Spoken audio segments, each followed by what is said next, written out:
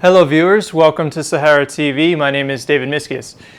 As you know, on April 16th and 17th in Baga village in Borno State, there was fighting between the Nigerian military and Boko Haram militants. Now, there have been varying reports on what exactly occurred during the fighting, and even since then, there have been discrepancies on the amount of casualties as well as properties destroyed.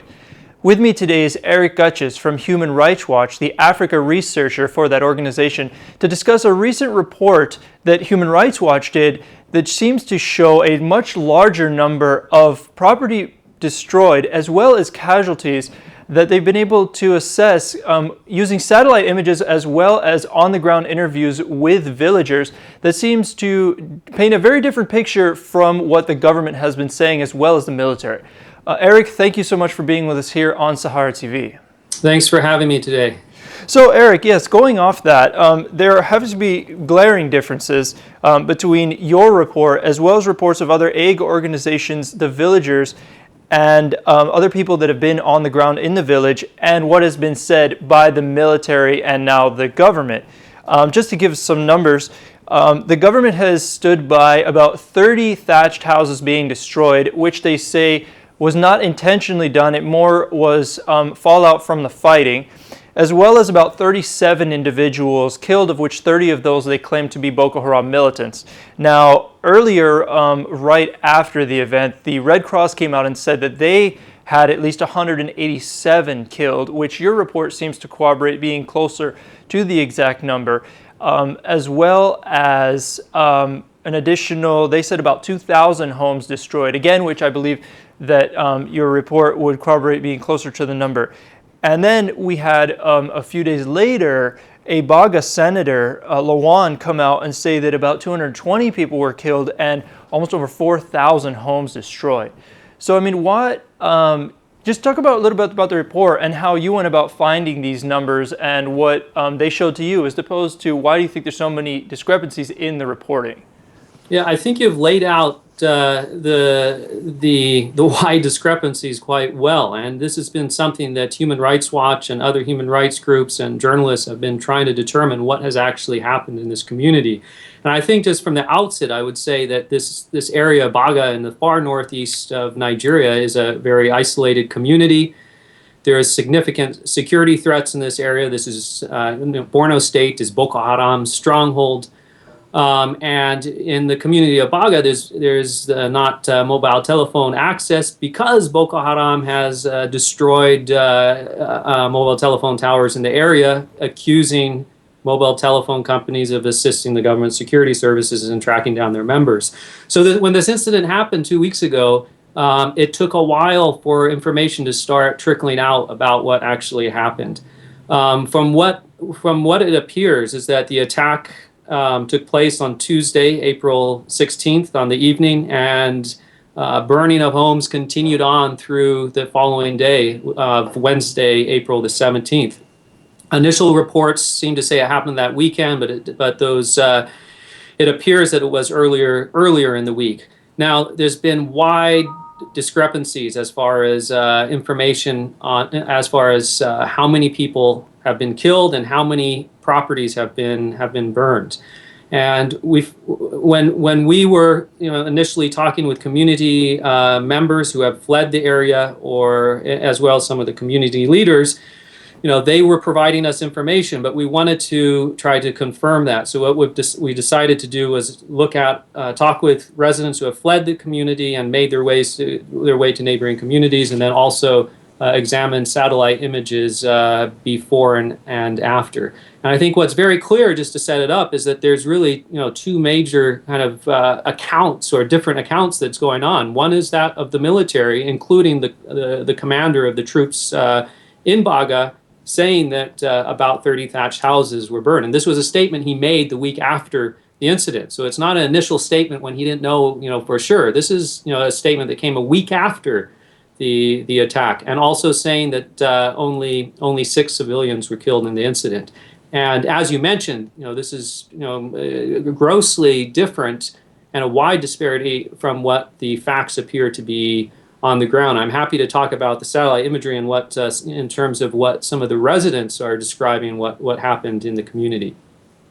Yeah, just to go off that, we will jump to the satellite image in just a moment, but I wanted to say that it was interesting you brought up the point about the information being hard to get initially. I mean, anytime I would think in fighting, it is a bit hard to get initial reports, especially if there is still fighting going on. Like you said, fires in some of the homes and the area last until the next day. But on top of that, we heard from a NEMA official that initially they were not even allowed into the village when they showed up to respond to the emergency, as well as the Red Cross.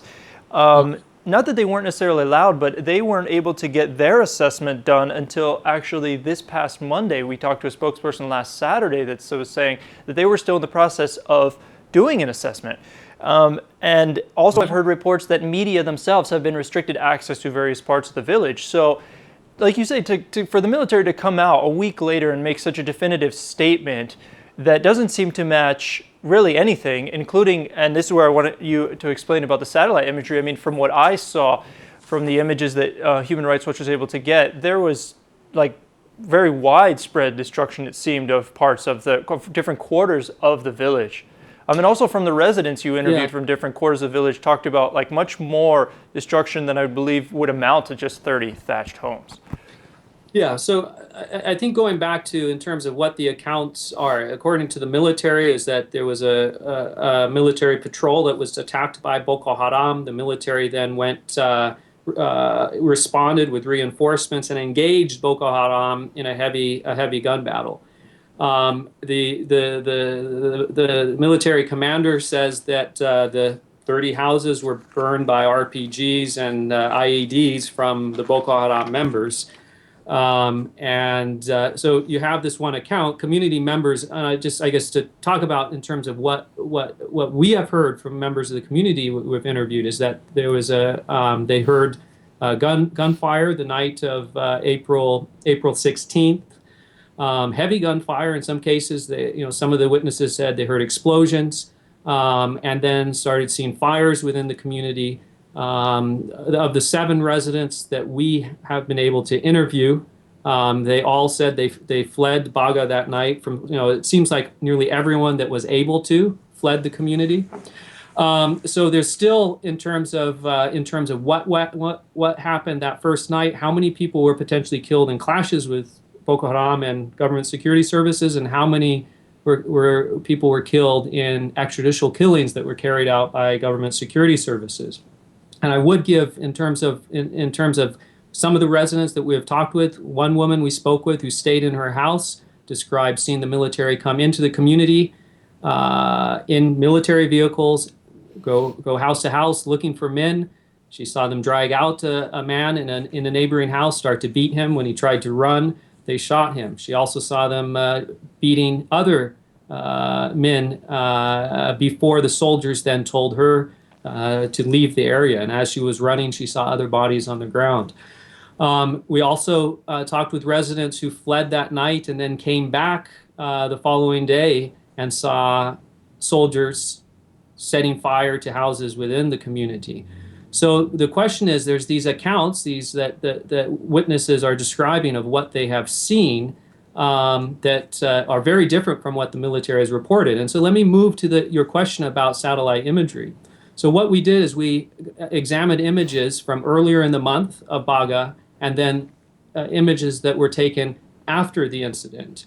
And the 2 things as far as like the main findings is that we were able to count and identify individual properties, individual buildings that were destroyed, and at least 2,275 buildings, the vast majority of these residences which were burned or which were destroyed within Baga, and at least another 125 that were partially destroyed. So the figures from what one of the community leaders who I spoke with who participated, he said in one of the burials on the Thursday after the attack, said he went around and estimated 2,000 homes were burned, which seems to be consistent with what we are seeing from the satellite imagery. I want to just add one other, when it comes to the satellite imagery, is that we were also able to examine environmental satellites that have sensors that look at for major fires when they occur. And what these sensors showed is that from Baga on that night around 8 p.m., they saw fires, and then later on in that night. And what is interesting is also that next day around noon there were major fires detected within Baga. And so even the military's own account is that they say that they chased Boko Haram members out of the community, and it was the RPGs and the IEDs that set these fires, the houses on fire. It doesn't account for what happened the next day in the satellite evidence that there was also burning of houses the following day. And then finally, if I could just say on the satellite imagery, which is also interesting, is that you see how widespread the damaged properties are. First of all, they're in the southern part of Baga. Very few properties burned in the northern half of the town. And they are in multiple communities. This is not just one block. There's multiple areas with houses that have been destroyed, and they also appear from analyzing the damage that it's been through fire damage. You can see that the load-bearing walls on many of these houses are still standing, yet the roofing is gone. You can see burn marks. And if IEDs and RPGs don't have the ability to burn houses and then spread to multiple non-attached properties, as the military is alleging. So there's in terms of the account that has been given by the military versus what the evidence is on the ground, we believe and are very concerned that the military has been trying to cover up very serious military abuses that took place in Baga on the 16th and the 17th of last month.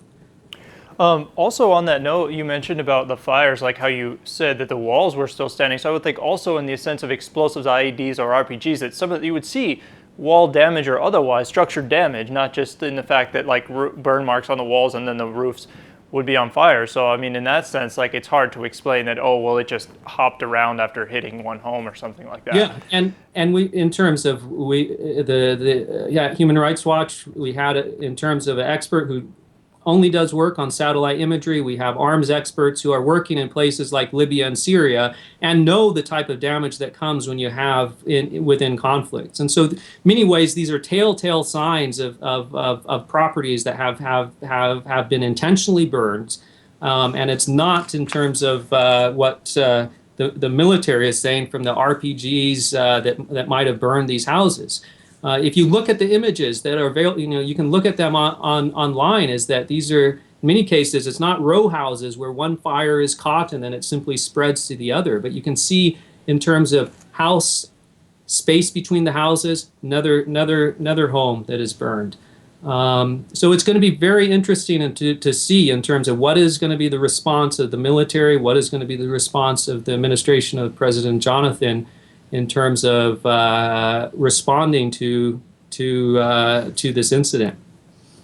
Yeah, on that note, I know that Human Rights Watch and part of this report is actually calling for the military to do an impartial investigation of what exactly has occurred in Baga Village. Now, there's 2 points I want to say on that. One, there was another report done by Human Rights Watch in October 2012, last year, which pointed out that you also found the military involved in what could be human rights abuses as well, and not potentially uncovering what exactly has gone down in some of these incidences where the military has been involved. On that, there have been also reports where the military will be attacked and then will go, and their counterattack will be significantly out of proportion with what occurred to them, to where we've had reports from citizens talking about their cars were burned and they were attacked on the streets and their homes were attacked, as well as the fact that I saw and also mentioned in your report, villagers have talked about how the military sometimes comes into a village and claims that the civilians are in fact harboring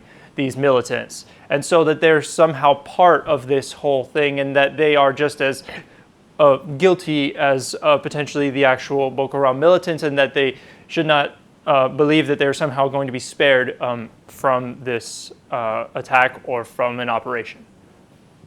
Yeah, and I think anyone who tracks in terms of how military abuses in Nigeria, and those who know Nigerian history well, you can go back to 1999 in Odi in Bayelsa State and the destruction of Odi, and it's very interesting to see the similarities when you have members, police officers, members of the security services who are killed, and then the military going in and completely destroying the town. You can go then to 2001 in Zaki Biam in Benue State and the other communities where soldiers are killed, military goes in, and massive destruction within these communities and killing more than 200 people in reprisal or revenge for what has happened. You move then to more recently as how the military is responding to the Boko Haram violence, and we've seen consistencies in terms of the patterns in Maduguri when soldiers or when the military is attacked in going into communities, and as you described, and as when we have talked with witnesses on the ground, is of following an attack, burning homes, in some cases taking men out of their houses and executing them in front of their families. And it appears to be in Baga that similar pattern of abuse has taken place. From one resident who fled the community, as he told us, is that the military had told them that you are not cooperating with us, and therefore we will treat you like one of them, i.e., like Boko Haram. And he said this, soldiers were saying this very openly, and they have said this also in Maduguri. And another community leader from Baga who told me, who was there on the night and also fled, said, two of his immediate family members have been killed by Boko Haram. So, this community has been targeted by both Boko Haram and then also by the government security services. And, Boko Haram has been very brutal in their tactics of those who are seen as collaborating with the government, those who are seen as working against the government. And so in many ways, what the military is doing is that saying, just like in Odi or just like in Benue State, of when there is attack, we hold the community responsible. And so there's many similarities when it comes to the conduct of the military. Now, these are very serious human rights abuses. These are and potentially can be crimes against humanity in terms of the magnitude of what has happened.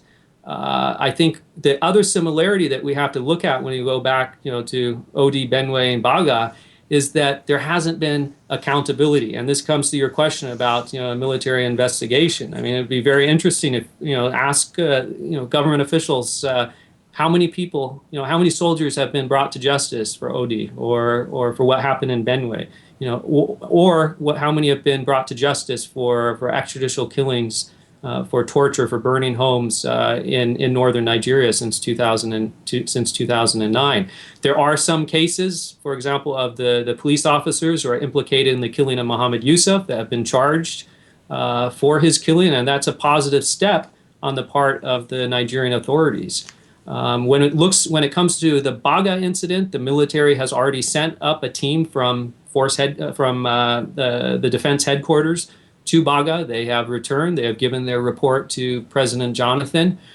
We have not seen the report. I have, talked with Brigadier General Chris Olakalade, who again says, the reports of death tolls and civilian properties burned are grossly exaggerated. So we are not confident in terms of what that the military is going to actually conduct an investigation into this incident. Yeah, on that note, I don't know if this is final of the Jonathan administration, but even his special advisor, Reuven Abati, came out and pretty much confirmed the same thing that the military had been saying, that they also believe about 36 individuals had been killed and about 30 homes destroyed. So, I mean, again, if that's the line, or at least the line the government's giving now, I don't know, if they're going to change that. And if, like you say, if there's much confidence that they're actually going to do a more full-scale investigation, considering there are so many reports frankly, to the contrary. Yeah, and I want to, in terms of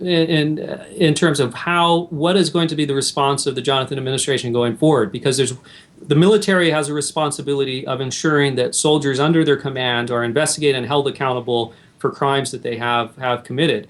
Also, in terms of you look at the civilian authority that is responsible for the military, President Jonathan, as the commander-in-chief, has the ultimate responsibility when it comes to the conduct of the military. I understand the National Human Rights Commission has announced that they will conduct a full investigation into this incident. I think that's a positive step forward. It doesn't, however, relieve the military of their obligations to ensure that members of the military are brought to justice. And then finally, I think we have to just bring into the picture the International Criminal Court. So the Office of the Prosecutor at the International Criminal Court has already opened a preliminary investigation into the situation that is going on in Nigeria. Last November, they released a report of their preliminary findings and saying that there's reason to believe that Boko Haram has carried out crimes against humanity, specifically looking at cases of murder and then persecution of individuals based on their religious identity, of targeting Christians and very openly claiming responsibility for targeting Christians. So you have what it seems to be a case of crime that the ICC has said that there's reason to believe of crimes against humanity, and we believe that as well, that as far as that there is evidence that crimes against humanity have taken place. When it comes to the government security forces, they've also said there's reason to believe of gross or of human rights violations. Now the question being is, are they that we are calling on the ICC as well as to add the Baga incident to their preliminary examination to see, have there been crimes against humanity carried out in this community? Now, if it's Boko Haram or if it's the government security services who has carried out the massive level of destruction of civilian properties as well as killings within this community, they need to be brought to justice. And if the Nigerian authorities will not do that, there is also potential jurisdiction by the ICC to hold individuals accountable. And just the final note on that is that under ICC, under the Rome Statute, there is this idea called command responsibility. The failure to prevent or to punish individuals also opens you up to criminal liability. And so this is in terms of when the military leadership has evidence of serious abuses and then fails to hold them accountable, they open themselves up for criminal liability for international crimes. So we're talking about a very serious incident potentially, and also that the Nigerian authorities need to take immediate action in terms of investigation and steps towards accountability. Well, Eric, thank you for that, and thank you for speaking with us today. Unfortunately, that's all the time we have for this right now. Ladies and gentlemen, this was Eric Guttschuss of Human Rights Watch, the Africa researcher for that region, speaking with us today about the very glaring differences in the reports coming out of Baga regarding both the civilians that have, and just general casualties actually of the people recorded killed, as well as the numbers of properties that have been destroyed. Stay tuned, we have a lot more coming up on our program, and thank you.